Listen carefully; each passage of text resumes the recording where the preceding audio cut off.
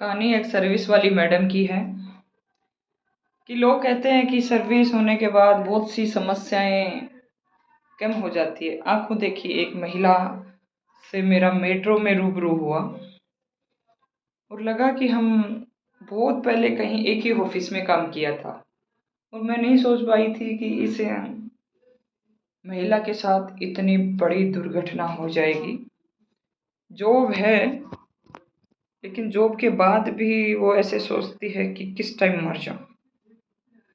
ये सोच के हम दोनों एक मेट्रो स्टेशन पे उतरे, बैठे और हाल चाल पूछा। कुछ मैं भी परेशान थी, लेकिन उसकी परेशानी सुन के मुझे ऐसा लगा कि मेरी परेशानी कुछ भी नहीं है। 2005 में वह अपने पिताजी की जगह जॉब पे आई थी। पिताजी का जॉब में रहते हुए देहांत हो गया था और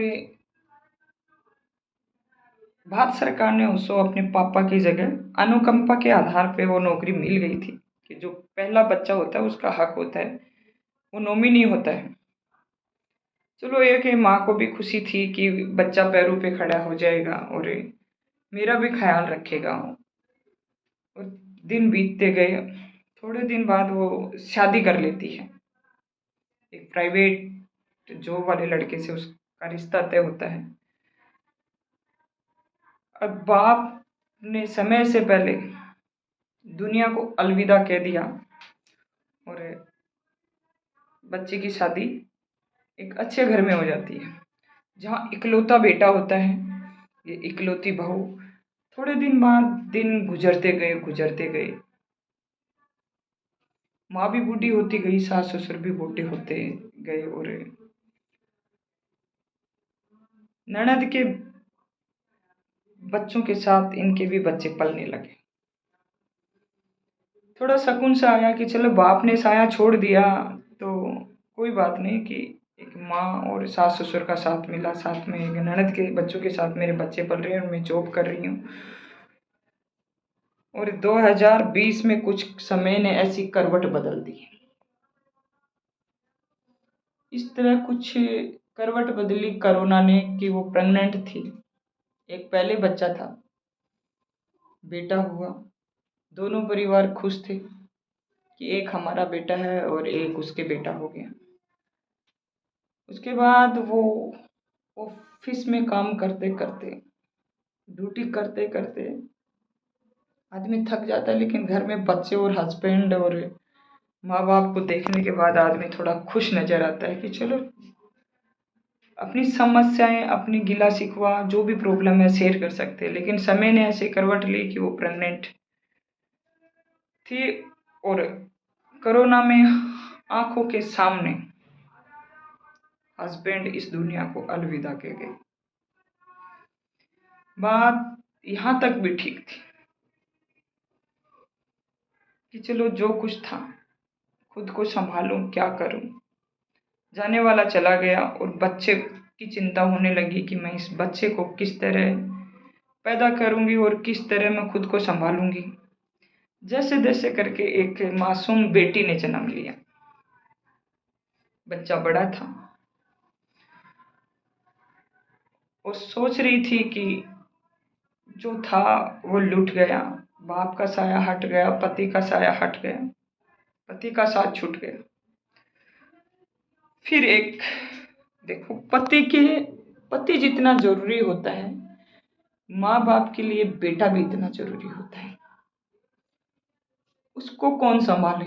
आप ये सोचो, बहू को संभालने वाला कोई नहीं है, माँ को संभालने वाला कोई नहीं है, और इकलौता जिसका बेटा था वो अलविदा कहने से बुढ़ी और बूढ़ा सास ससुर इतना माइंडली डिस्टर्ब हो गए कि उनको भी संभालने वाला एक है कोई चाहिए था।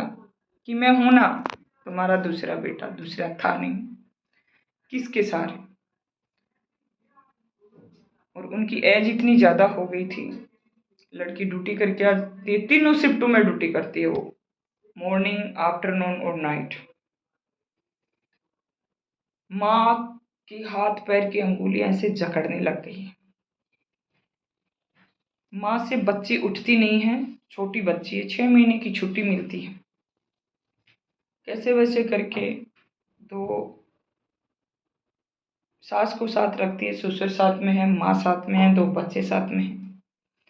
बच्चा बड़ा होता है, जैसे जैसे क्लास में आगे बढ़ता है तो वो उसको डिस्टर्ब होता है कि किसी की आवाज़ ना आए। हर घर में ये दिक्कत होती है कि जो बच्चा पढ़ता है उसको कोई डिस्टर्ब नहीं करे, लेकिन इसको डिस्टर्ब करने वाला कौन? छोटी गुड़िया, जो कभी भी रोने लग जाती है बिना माँ के, क्योंकि माँ जॉब पे है। दूसरी बात, माँ हाथों से अकड़न हो जाती है, गठिया हो जाता है, उठा नहीं जाता है, बच्चे को उठा नहीं पाती है। फिर भी वो हिम्मत करती है कि मेरी बेटी पे इतना दुख का पहाड़ टूट गया है। मैं खुद विधवा थी, वो मेरी बेटी विधवा हो गई है। वहाँ एक बात और हो जाती है कि सास ससुर है ना, वो इतना डिप्रेशन में चले जाते हैं, इतना डिप्रेशन में चले जाते हैं कि वो कभी भी उठ के निकल जाते हैं और उनका दम घुटता है। अगर बहू ड्यूटी पे है, उनको कौन रोके, उनको कौन समझाए। वो मेरे स्टाफ की वो लड़की का हाल ऐसा था कि देख के रोना आ रहा था। और वो लास्ट में इतना तंग हार गई है कि जब बच्चे की एजुकेशन 11th में आ गई तो उसका ट्रांसफ़र कर देते हैं। अब आप ये सोचो कि जहाँ ट्रांसफ़र होता है वहाँ एजुकेशन नहीं होता है, वहाँ ट्यूशन नहीं मिलता है, कोचिंग नहीं मिलती है, मेडिकल सुविधा नहीं है, और माँ का दोनों घुटनों का ऑपरेशन बता रखा है, और 40,000 की दवाई की स्लिप, पर्ची, डॉक्टर का लिखित पूरा डॉक्यूमेंट लेके वो दर दर के ठोकर खा रही थी। लेकिन ट्रांसफर के नाम पे कोई नहीं सुन रहा था। एक ही बात थी कि जहाँ बच्चे का एजुकेशन हो वहाँ दे दीजिए। अब बच्चे का भविष्य और खतरे में पड़ गया, नौकरी छोड़ नहीं सकती, क्योंकि उस नौकरी के सहारे लोग पल रहे हैं, परिवार पल रहा है। बार बार उसके दिमाग में आता है पीछे वाले जो भी है संभाल लेंगे, क्या होगा, मैं भी चली जाती हूँ इस दुनिया से। मैं भी हैरान थी कि इसकी साइकोलॉजी कैसे चेंज किया जाए। मैं अपनी परेशानी भूल के, इसे लग रहा कुछ भी नहीं है इसके सामने। बीच में ट्रांसफर आ गया है, सास ससुर कभी भी निकल जाते हैं एनी टाइम कि दम घुट रहा है दिल्ली में, गांव जाएंगे हम। गांव से दिल करता है कि बच्चे देखेंगे, वापस वापस आएंगे, टिकट करो, ये करो। दूसरी बात, ससुर को सुनाई नहीं देता, वो जोर जोर से बोलता है तो बच्चा डिस्टर्ब होता है। और कभी कभी ये ड्यूटी में इतना प्रेशर होता है, इतना प्रेशर होता है कि पूछो मत। ये तो मैं भी महसूस करती हूँ, लेकिन उसको जाती है माँ को दवाई दिलाना, बाहर से सब्जी भी कौन लेके आया, खुद लेके आए, दूध लेके कौन आएगा, बच्चों की फीस, एडमिशन क्या करेगी। सास ससुर को दवाई कौन दिलाएगा, डिप्रेशन की दवाई चल रही है। वो एक ही बात है, हमारा एक इकलौता बेटा था, चला गया, हम क्या करें, हमारा दिमाग काम नहीं कर रहा है, तुम हमें टाइम पे नहीं दिखाती हो, तुम आज की छुट्टी मारो, तुम छुट्टी करके कुछ करो, हमारे हॉस्पिटल लेके जाओ, तुम गांव घुमा के लाओ, कहीं से हमारा बेटा ला के दो। कभी कभी दिमाग ऐसा आता है कि वो कभी कभी ये भी बोलने लगे कि तुम्हारी परेशानी हम समझ सकते हैं, क्यों नहीं रुक सकता तुम्हारा ट्रांसफर, क्या हो सकता है, सुन, जो जनून प्रॉब्लम है क्यों नहीं सुनते हैं अधिकारी। ऐसा सुन सुन के बोलती मैं पक गई, और इतना रो रो के मैं चिल्ला चिल्ला के कहने लगी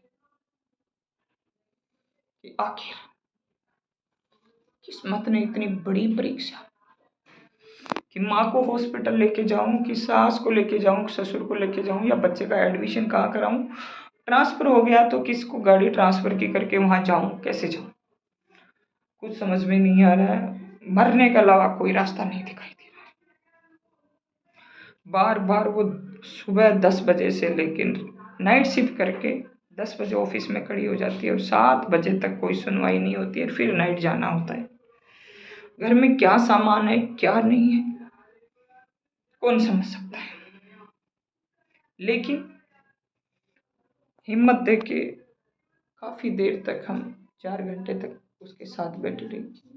उसको ये पता नहीं है कि जहाँ से तुम निकल रही हो तुम्हारे पास कितने पैसे हैं, तुम्हारे लिए दिल्ली में ये बस फ्री है, आप टिकट काहे के ले रहे हो, यहाँ तक का उसका माइंड। दिल्ली में जो भी बस सेवा है वो फ्री है महिलाओं के लिए। वो बार बार बोल रही है कि टिकट ले लूँ मैं। दूसरी बात, थोड़ी देर के हम ऑटो में बैठ के ऑफिस पहुंचे थे, नहीं ऑफिस से मेट्रो तक आए थे ऑटो में। उसको ये पता नहीं है कि कितना देना है। वो कान के फ़ोन लगा रखी है और दीदी मेरा फ़ोन कहाँ गया, मेरा फ़ोन कहाँ गया। मैं बोली आप तसल्ली से सोचो, इतना माइंडली डिप्रेशन, हजार समस्याएं जनून होने के बाद भी नहीं सुन रहे लोग।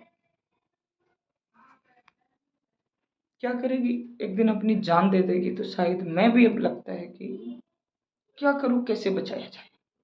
छोटी सी बच्ची है, बड़ा बेटा 11th में, तीनों बुड्ढों को कौन संभालेगा। सबसे बड़ी समस्या है कि तीनों बुड्ढों को कौन समझाए संभालेगा, और 3 साल की बेटी है, उसका कौन। 11th में बेटा है, वो थोड़ा बहुत संभाल लेगा, उसको जॉब मिल जाएगी अगर माँ को कुछ होगा तो। लेकिन इन 3 बुड्ढों का भविष्य, इनका सब कुछ लूटा हुआ है। एक बहू बची, अगर उसने कुछ कर लिया तो किसी का कुछ नहीं जाएगा। वक्त ने इतनी लंबी परीक्षा, इतना संघर्ष, डर लगता है कि बच्चे कहीं माँ बिना ना हो जाए। बहुत समझाया मैंने उनको कि नहीं है तो कुछ दिन जॉब छोड़ दो,